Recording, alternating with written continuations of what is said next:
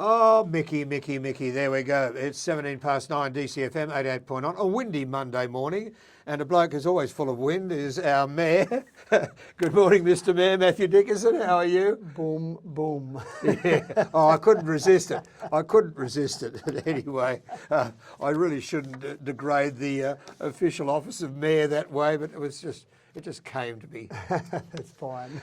Thanks so much for turning up. Look, very interesting meeting on Thursday night. It was a long meeting, actually. The longest we've had throughout the year. I can't remember another one going that late. Yep. Last meeting for the year, of course. Deadline of Christmas. Everything stops at Christmas time, so everything's got to be finished before Christmas. Okay. Looking at the building summary, again, we are in a situation where we're not seeing terribly many apartments being built.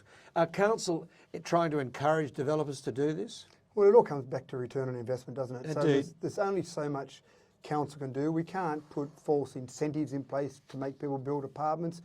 All the planning legislation is there. When you talk to builders, when you talk to developers, they often talk about where they're getting the best return on their investment, and apartments just don't seem to be the place they're getting the best return on their investment at the moment. So as much as we'd like to see some more medium density housing, and there's some people in WA who would love to see no medium density housing, but the reality is for housing affordability, we're going to need to see more of that medium density.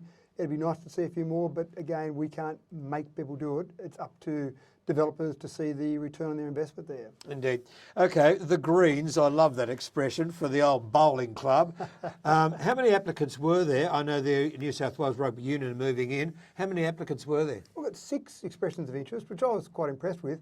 Anecdotally, we had a few that had talked to us, and there was a bit of urgency around this because the Electoral Commission, who had leased that building at the end of last year for the council election, had approached council and said they'd like to take it from the beginning of January, and they only needed it for about 4 months, maybe 4.5 months. And so we thought, well, we could have them move in, and they were going to pay a certain amount of money there, but we also thought we could get someone else come in that could do some community good and see if we could get some money from that.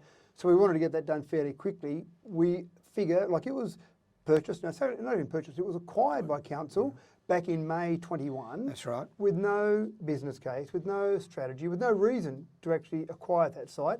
And it's a complicated acquiring process because it was a land swap. We don't actually have full title for it at the moment.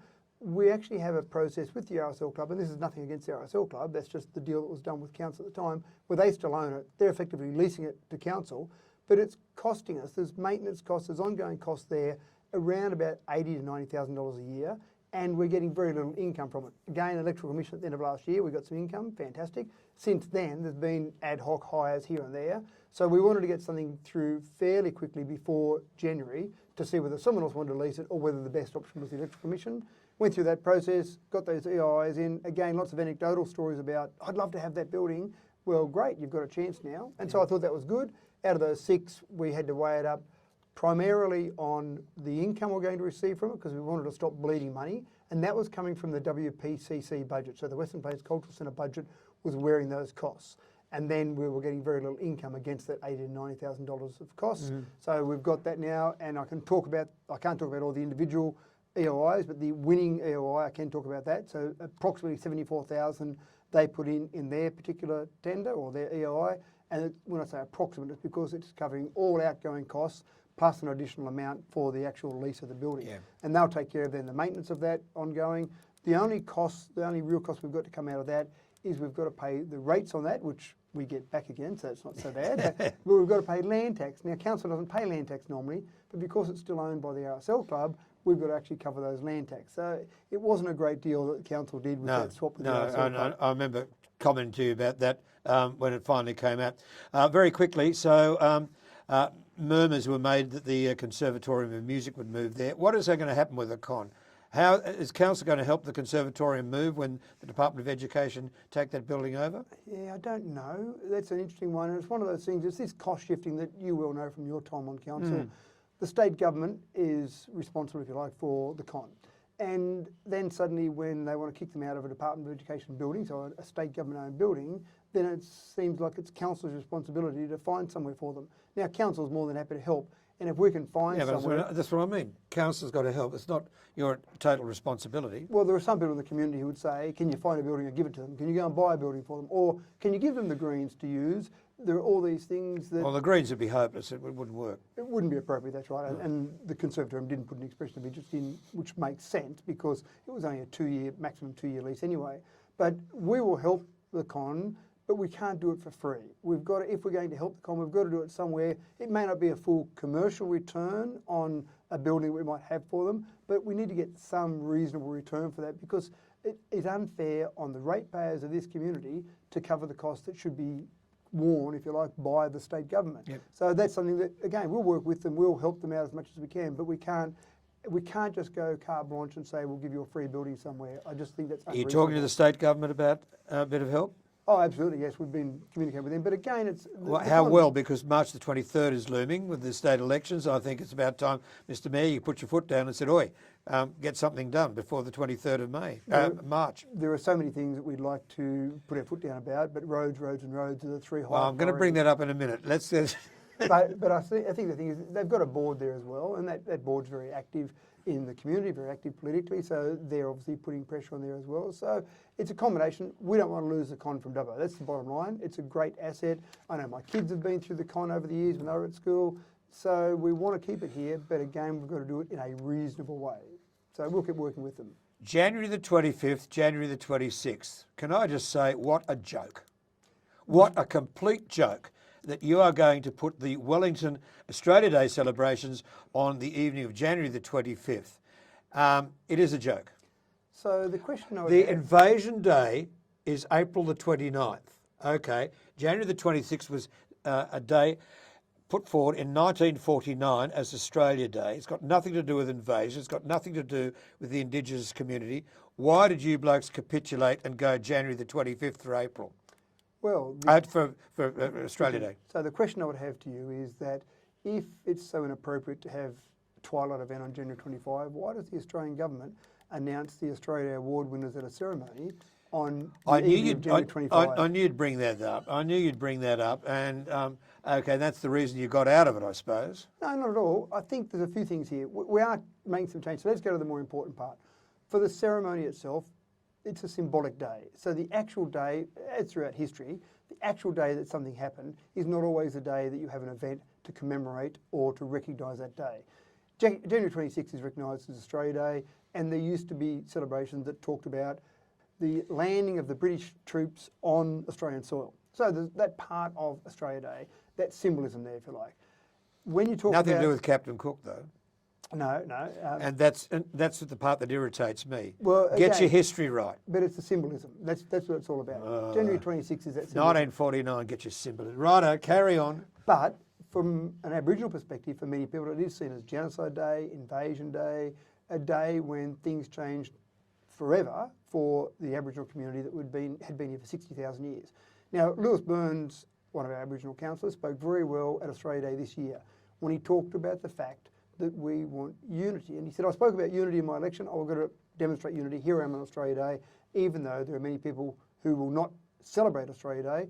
They will look at that as Invasion Day. I heard that. It was good. Yeah, and Pam Wells, another Aboriginal councillor, was there as well on that day. Now, we talked about that through the year. We've talked about it with councillors. And we said, let's see what things we can do. So there's three things we're changing. The first thing is, normally, as you know, on Australia Day, we would have the Mayor of the Day give an address, the ambassador that we allocated give an address, and then we go on to the various awards and citizenship. We're adding a third speaker being an Aboriginal elder to give context to the background for what the day means to Aboriginal people. Now, we don't want to make this a celebration day about what's happened in the past. We want to talk about what a great nation we live in, and isn't it fantastic? We've got this fantastic nation that we all live together in, but let's look at that history as well. So adding a third speaker is, I think, a subtle but significant step. The second thing is 18.8% of our people in this LGA were born overseas. So how do we recognise those people? So afterwards, rather than having some kids' entertainment, some dancing, whatever it might be we normally have, we're going to do a multicultural food stall / market evening or market day to actually recognise that multicultural community we've got, because that's really important for our community. Then the third thing we wanted to do in both Dubbo and Wellington was change the event to a twilight event. Now, we think that'll give people more opportunity to come along and enjoy the event. It'll give people from an Aboriginal perspective an opportunity to say, I'm happy to participate because it's not on the actual day. And it means you free up the whole Australia Day to go and do whatever you want to do. Go to the dam, go and celebrate, hang around in bed, whatever you want to do. But we hit a snag. when we told, or when we I know, requested the Department of Home Affairs to actually change the day from the 26th of January, not changing the day, but just to a twilight event the night before, the Department of Home Affairs said, read your Australian Citizenship Code. If you do more than 20 citizenships throughout a year, you must have an event on the 26th of January that does a citizenship and the Australia Day event together. If you do less than 20, you can please yourself. So in Wellington, because they do less than 20, we can do a twilight event. In Dubbo, we can't do a twilight event. So in Dubbo, we're leaving it on the morning of the 26th. In Wellington, we're doing it on the evening before as a twilight event. All right. Well, I can see on the Wellington event, the twilight event would probably be a little bit hotter than the morning event in Dubbo. But anyway, weather-wise. Yeah. Right. And look, we'll leave it at that. it is a trial. I just annoys me that people don't understand the history and they use the January the 26th as an invasion day when it wasn't. And I understand that fully, but again, it's all about the symbolism. Uh, The interesting thing is that this is a trial as well. So we're going to do it for 1 year. We're then going to survey, go out to some public conversations just to see that we've got it right, or if we need to modify that. But I also think the Australian government will change that citizenship code at some point in the future. Can you tell me why we need a special purpose vehicle for residential development operations when the roads are absolutely in ruinous state? This is, and you know, council have got, I call it a debt, you call it something else, of $20 million.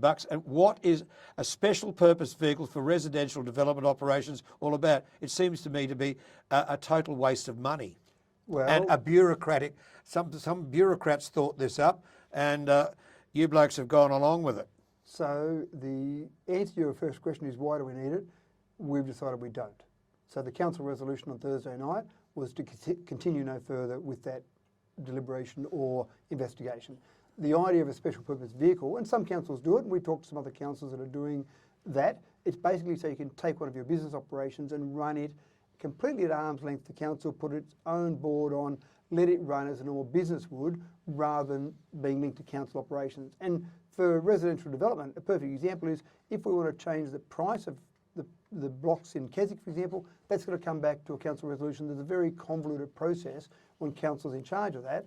Making a special purpose vehicle allows it to run more as a business would. But we looked at the investigation, our staff did some investigations, got some advice, talked to other councils, and essentially with the advice we had there, and that was under confidential advice, but the outcome of all of that was that council resolved not to go any further with that. Good. Just means more bureaucrats. More our ratepayer money paying more salaries. You've been channeling your thoughts into councillors' heads. Yes, I know, for very little outcome. Right, roads. Roads. What are you talking about roads? I was in New Zealand, right? Yep. For 3 weeks, nearly 3 weeks. Every major road in New Zealand that caught more rain than we do. In fact, on one road I was on, they get 600 millimetres in one day. The road was in perfect condition. There weren't any slumps on the side of the road. There weren't any potholes. The road was there. It was solid. And I said on air the other day, I think every road engineer in New South Wales, or certainly Australia, needs to go to New Zealand and find out how they build roads. Why is it that our roads are so poorly constructed when in New Zealand they get a lot more rain than we do? They get the same amount of heat as we do in the summertime. They get a dry season like we do. Their roads stand up and ours don't. No idea. I knew you'd say that. I don't have the technical details to say what might be different in road construction in New Zealand than Australia. It's not like we get it different in Dubbo than everywhere else, because as we know, the entire eastern seaboard, doesn't matter where you go on the eastern seaboard at the moment, the roads are in terrible condition. So it must be a lot of engineers across a large chunk of Australia that don't know how to build roads in New Zealand. The only thing that I would say it's maybe different is that one of the big issues at the moment with our roads is when water pools, so you've got that subsoil moisture, and we've got a lot of flat ground, especially around this area.